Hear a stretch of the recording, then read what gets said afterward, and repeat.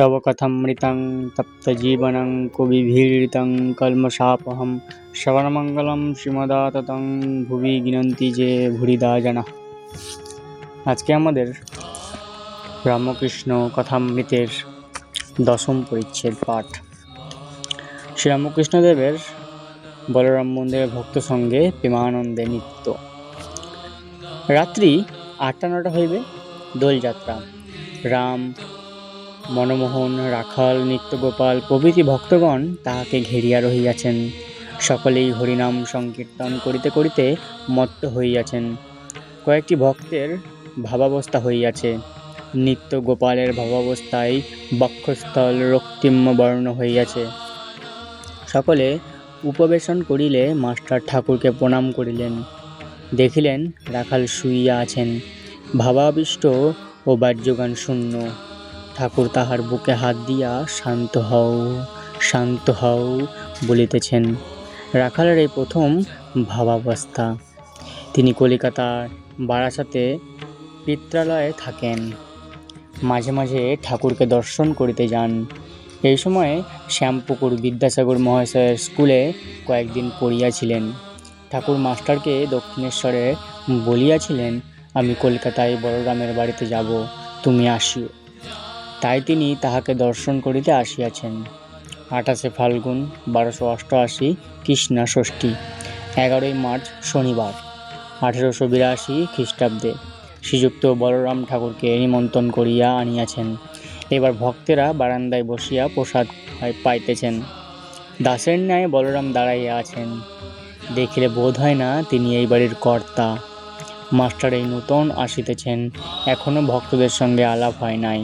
কেবল দক্ষিণেশ্বরে নরেন্দ্রর সঙ্গে আলাপ হইয়াছিল। সর্বধর্ম সমন্বয়। কয়েকদিন পর ঠাকুর শ্রীরামকৃষ্ণ দক্ষিণেশ্বরের শিব মন্দিরের সিঁড়ির ওপর ভাবাবিষ্ট হইয়া বসিয়া আছেন। বেলা 4-5টা হইবে। মাস্টার কাছে বসিয়া আছেন। কিয়ৎক্ষণ পূর্বে ঠাকুর নিজের ঘরে মেঝের ওপর বিছানা পাতা তাহাতে বিশ্রাম করিতেছিলেন। এখনও ঠাকুরের সেবার জন্য কাছে কেহ থাকেন না। হৃদয় যাওয়ার পর ঠাকুর কষ্ট হইতেছে। কলিকাতা হইতে মাস্টার আসিলে তিনি তাহার সঙ্গে কথা কহিতে কহিতে শ্রী শ্রী রাধাকান্তের মন্দিরের সম্মুখস্থ শিব মন্দিরের সিঁড়িতে আসিয়া বসিয়াছিলেন।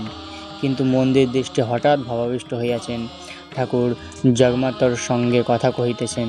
জগৎমাতা বলিতেছেন, মা, সবাই বলছে আমার ঘড়ি ঠিক চলছে।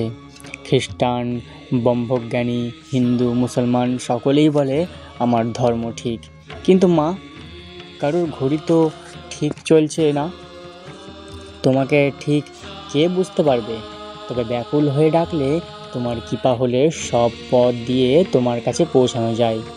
মা, খ্রিস্টানরা গির্জাতে তোমাকে কি করে ডাকে একবার দেখিও। কিন্তু মা, ভেতরে গেলে লোকে কি বলবে? যদি কিছু হাঙ্গামা হয়, আবার কালীঘরে যদি ঢুকতে না দেয়, তবে গির্জার দোরগোড়া থেকে দেখিও।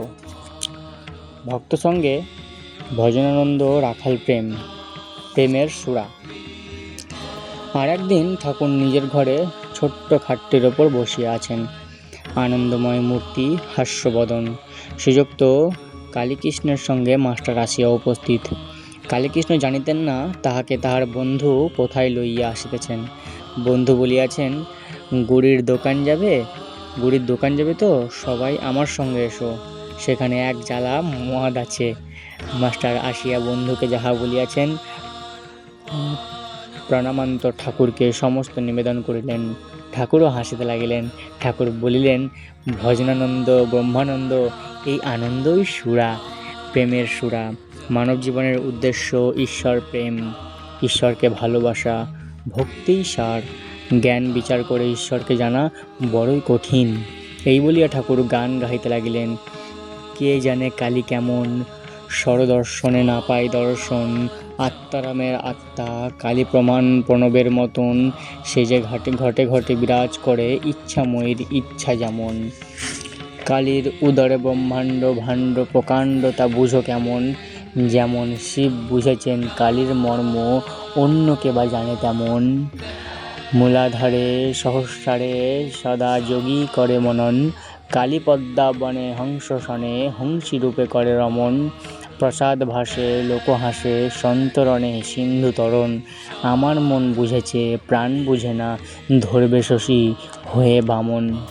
ঠাকুর শ্রীরামকৃষ্ণ আবার বলেছেন, ঈশ্বরকে ভালোবাসা এইটি জীবনের উদ্দেশ্য। যেমন বৃন্দাবনে গোপ গোপীরা রাখালরা শ্রীকৃষ্ণকে ভালোবাসত, যখন শ্রীকৃষ্ণ মথুরায় গেলেন রাখালেরা তার বিরহে কেঁদে কেঁদে বেড়াইত। এই বলিয়া ঠাকুর উদ্ধদৃষ্টি হইয়া গান গাইতেছেন, দেখে এলাম এক নবীন রাখাল নবীন তরুর ডাল ধরে, নবীন বৎস কোলে করে বলে কোথারে ভাই কানাই, আবার কে বই কানাই বেরোই না রে, বলে কোথায় রে ভাই, আর নয়ন জলে ভেসে যায়। ঠাকুরের প্রেম মাখা গান শুনিয়া মাস্টারের চক্ষুতে জল আসিয়াছে। ওম জ্ঞানং নিত্যমনন্ত রূপং ভক্তানুকম্পাহিত বিঘ্নাং বৈ ঈশাবতারং পরমেশ্বমিদ্যং তং রামকৃষ্ণং শিরসা নমামः।